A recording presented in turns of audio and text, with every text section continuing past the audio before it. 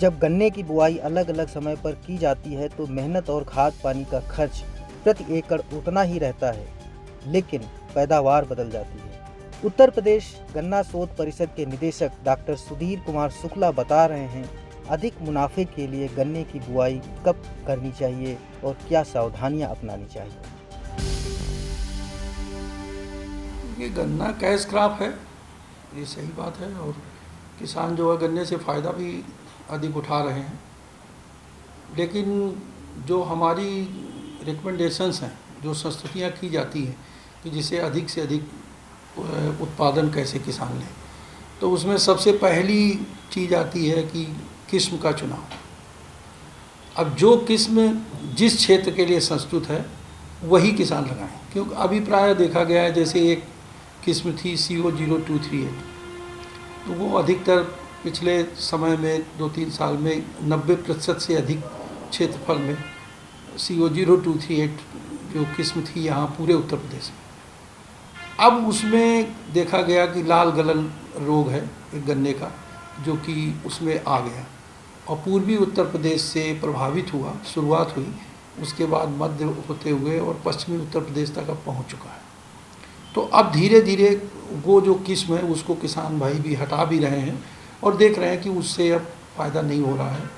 तो जो हमारे यहाँ की भी जो किस्में हैं, जैसे कि हमारे यहाँ जो लखनऊ से भी COL की 14201 निकली है, जो किस्म नई किस्म निकली है, यहाँ से जो है अभी हमारे यहाँ पिछले साल COS 17231 निकली है, इसके पहले की COS 13235 है, 13231 है, जो शुगर केन ब्रीडिंग इंस्टीट्यूट है कोयम्बटूर का, उसका जो करनाल केंद्र है वहाँ से CO 15023 है, और जो पहले से भी किस्म चली आ रही जैसे CO 0118 है।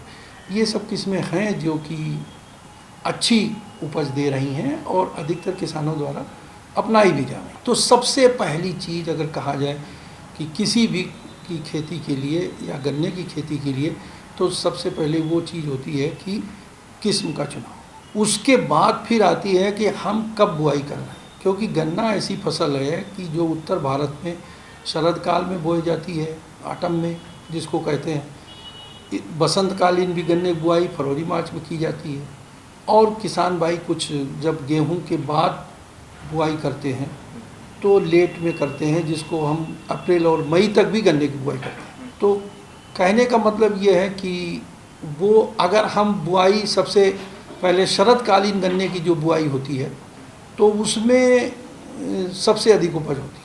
ये भी है क्योंकि उसमें जो सबसे अधिक समय मिलता है गन्ने को, गन्ने की वृद्धि के लिए, गन्ने के किल्ले निकलने के लिए। उसके बाद जो दूसरे नंबर पर है वो बसंतकालीन गन्ना है। अब बसंतकालीन गन्ना जब किसान भाई बोते हैं तो इसका मतलब है कि अक्टूबर से लेकर के मार्च तक वो एक फसल वहाँ ले चुके होते हैं। तो कुल मिलाकर के बसंतकालीन गन्ने की उपज अगर 15 से 20% शरद काल से कम भी होती है तो वो एक फसल ले चुके होते हैं। उसके पहले जैसे कि उन्होंने सरसों की फसल ले ली और मार्च में काट दी, उसके बाद बसंतकालीन गन्ने की बुआई कर दी, और उसके बाद जो गेहूं के बाद गन्ने की बुआई करते हैं तो वो जो है 15 अप्रैल के बाद भी बुआई होती है।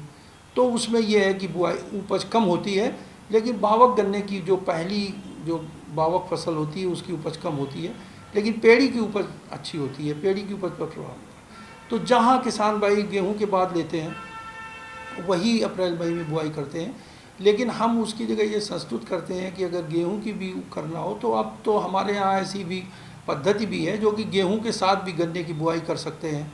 ऐसी मशीन भी है जो लखनऊ द्वारा विकसित की गई है कि गेहूं के साथ गन्ने की बुआई कर दें, वो ज़्यादा अच्छा है, बजाय कि गेहूं की कटाई के बाद बुआई करें, जिससे उपज ज़्यादा कम होती है। तो पहली चीज़ जो किस्म का चुनाव था, और उसके बाद हो गया बुआई का समय। अब उसके बाद तीसरे नंबर पर आता है बुआई की विधि, क्योंकि गन्ने में ये बहुत फ़र्क होता है कि आप उसको समतल विधि से बो रहे हैं कि आप उसको नाली विधि से बो रहे हैं। क्योंकि जब नाली विधि से, ट्रेंच विधि से गन्ना बोया जाता है तो गन्ने की बुआई की गहराई ज़्यादा होती है, और जब गहराई ज़्यादा होती है तो उसमें क्या होता है, उसकी आगे जो पेड़ी होती है वो अच्छी होती है, गन्ना गिरता भी नहीं है। तो इसीलिए अब जो ट्रेंच मेकर भी दिए गए हैं शासन के द्वारा भी और गन्ना विभाग के द्वारा भी, ये बहुत प्रमोट किया जा रहा है कि ट्रेंच, और अधिकतर किसानों ने ट्रेंच विधि अपनाई भी है। तो उसके बाद गन्ने की बुआई की विधि है। हाँ, इस बीच में ये ज़रूर ध्यान रखना है कि जो हम किस्म अपनाते हैं उसमें बीज का चुनाव सही होना चाहिए।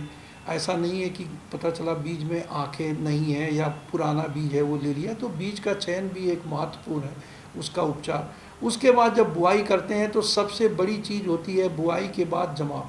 गन्ने का जमाव जो है सही होना चाहिए। अगर जमाव सही नहीं होता है तो किसान भाई कभी भी गए फिलिंग करके उसकी जो है पौधों की संख्या पूरी नहीं कर सकते। और जमाव कब होता है, उसमें दोनों चीज़ का रोल है। वो सबसे पहली चीज़ तापमान, जो अक्टूबर में या फरवरी मार्च में या उसमें अप्रैल में गन्ना बोया जा रहा है।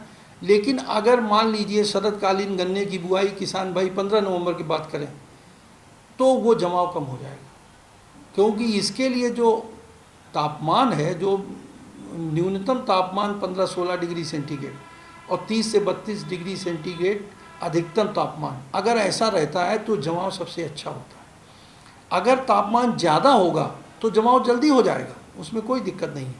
लेकिन अगर तापमान कम होगा, 15-16 डिग्री सेंटीग्रेड से कम हुआ, तो जमाव प्रभावित हो जाएगा और जमाव कम होगा। नवंबर में जब बुआई अगर कभी होती है तो यही होता है। तुरंत ही अक्टूबर में तापमान सही रहता है, लेकिन नवंबर में न्यूनतम तापमान 12 डिग्री सेंटीग्रेड के नीचे चला जाता है। इसलिए अगर 15 नवंबर के बाद कहीं या 10 नवंबर के बाद किसान भाई बुआई करते हैं तो वो जमाव कम हो जाता है, वो गन्ना कभी कभी पड़ा रहता है और बाद में निकलता है। सर, किसान गलती कहाँ पे करता है? जैसे सारी चीज़ें करता है, कोई चीज़ मिस कर देता है। जैसे आपने बताया उपचार की बात करें या उसके जो गुड़ाई की जाती है, या ये जो पुरानी कहावत है क्या, 3 गुड़ाई 13 गोल सूजी करते हैं, तो वो चीज़ें आज भी लागू होती हैं। देखिए, मैं बताऊं एक बात की सबसे बड़ी चीज़ ये है कि आजकल क्या है कि मृदा में, ज़मीन में जीवांश की मात्रा कम हो रही है, जिसको कहते हैं ऑर्गेनिक कार्बन।